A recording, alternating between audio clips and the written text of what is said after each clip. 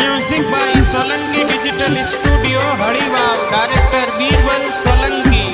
राखड़ली पूनम राबीरा घरे वेगा आवो थे।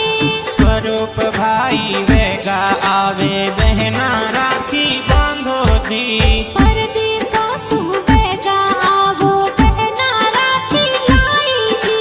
सुमिता स्वरूपी ललिता छूती बहना राखी बांधो जी।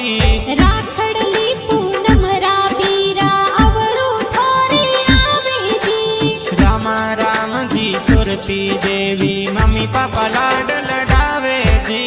मिठाई लावो ड्रेसो लावो बहना बाटा जोवे जी। मैनू देवी भाभी जी एड्रेस घरे लावे जी। उड़ती फ्लाइट में वेगा आवो बहना राखी लाई जी। सोनू भतीजी खुशियाँ मनावे राखी आज मनावे जी। राखड़ली पूनम राबीरा घरे वेगा आवो थे। चौहान परिवार सियाणी गांव में राखी आप मनावो जी। राखड़ली पूनम राबीरा घरे वेगा आवो थे। सोलंकी डिजिटल स्टूडियो ए हरिवाव गीत बढ़ावे जी।